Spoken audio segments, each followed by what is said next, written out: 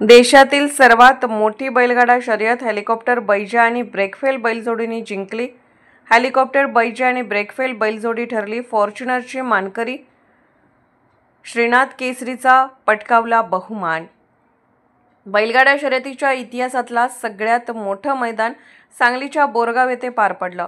Fortuner, Thar, tractor, bullet, 150 दुचाकींसाठी हजारो बैलगाड्या धावल्या आणि लाखो बैलगाडी शौकीनांच्या उपस्थितीत अत्यंत थरारक अशा पार पडलेल्या बैलगाडी शर्यतीमध्ये हेलिकॉप्टर बैजा आणि ब्रेकफेल बैलजोडीने मैदान मारत श्रीनाथ केसरीचा बहुमान पटकावला आहे। देशातील सगळ्यात मोठ्या बैलगाडी शर्यतीचा पैलवान चंद्रहार पाटलांकडून बोरगावच्या कोड्याच्या माळ येथील 500 एकर मैदानावर या शर्यतीचे आयोजन केलं होतं। उपमुख्यमंत्री एकनाथ शिंदे यांच्या उपस्थितीमध्ये बैलगाडी शर्यत पार पडल्या आणि ज्यामध्ये हेलिकॉप्टर आणि ब्रेकफेल बैलजोडीने प्रथम क्रमांक पटकावत फॉर्च्युनर गाडी जिंकली आहे।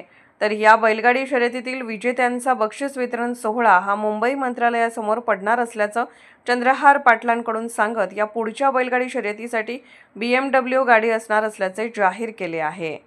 आज बैलगाडी स्पर्धा पार पडत आहेत। बैलगाडी शर्यतीचा एक इतिहास तुम्ही आज या ठिकाणी घडवलेला आहे। बैलगाडीचा या सगळ्याच्याकडे तुम्ही काय पहिल्यांदा कसं सांगा? खरं तर आज वेगवेगळ्या 2 प्रकारच्या बैलगाड्या आपण इथे स्पर्धा घेतलेल्या होत्या।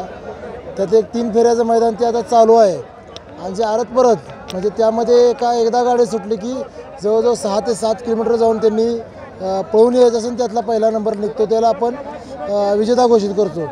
तसं आरत परतच्या मैदानाचा फायनल राऊंड मगाशी झालेला आहे आणि त्यामध्ये बाळूदादा हजारे यांचा हेलिकॉप्टर बैजा, त्याच पद्धतीने दुसरा जो बैल होता त्यांच्याबरोबर तो पाटील डेअरी भिलवडी यांचा ब्रेकफेल यांनी प्रथम क्रमांकाचं बक्षीस जिंकलेलं आहे फॉर्च्युनर गाडी।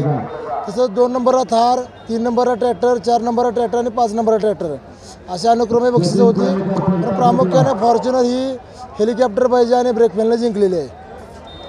हे खूप मोठं मैदान होतं आणि एवढं मोठं मैदान घेणं तुम्हाला कसं शक्य झालं? मी खरं तर गोवंश संवर्धन ह्या उद्देशानं प्रत्येक मैदान घेत असतो ना। आजचे जे मैदान आहे हे माझं 4थं मैदान आहे। ह्याच्यापूर्वी मी 3 मैदान अगदी यशस्वीरित्या काही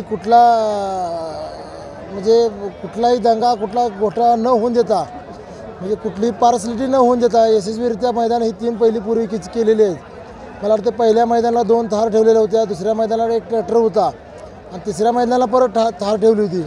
एवढी मोठी बक्षीस ठेवण्यापाठीमागचं कारणच एवढंच आहे की जेवढे बक्षिसं मोठे असतील तेवढी बैलांना किमती जास्त मिळत आहेत आणि जेवढ्या किमती बैलांना जास्त मिळतात तेवढा शेतकऱ्यांचा फायदा जास्त होतो। खरं मी 2.5 वर्षापूर्वी पहिली स्पर्धा घेतलेली होती आणि 2.5 वर्षामध्ये 4थी स्पर्धा आज मी घेतोय। सुरुवातीला जो मी उद्देश ठेवलेला होता की येणाऱ्या काळामध्ये हे शेतकऱ्यांचं अर्थचक्र तयार झालं पाहिजे बैल खरेदी विक्रीच्या व्यवहारातून। खरोखर मला ह्याची अपेक्षा होती की 5-10 वर्षानंतर कुठेतरी हे सुरुवात होईल। पण 2.5 वर्षापूर्वी लावलेलं रोपटं आज वटवृक्षामध्ये आम्ही खरं तर त्याचं तयार झालेलं आहे। कारण आजची उलाढाल जर आपण बघितली, श्रीनाथ केसरी बैलगाडी स्पर्धा जाहीर झाल्यापासून शेतकरी वर्गामध्ये बैल खरेदीच्या विक्रीच्या व्यवहारामध्ये 100 कोटींची उलाढाल झालेली आहे आणि आज जी स्पर्धा माझी जाहीर झाल्यानंतर ह्याची उलाढाल 200 ते 500 कोटीच्या घरात पोचणार आहे। आणि आज आमचे पक्षप्रमुख एकनाथ शिंदे साहेब इथं होते।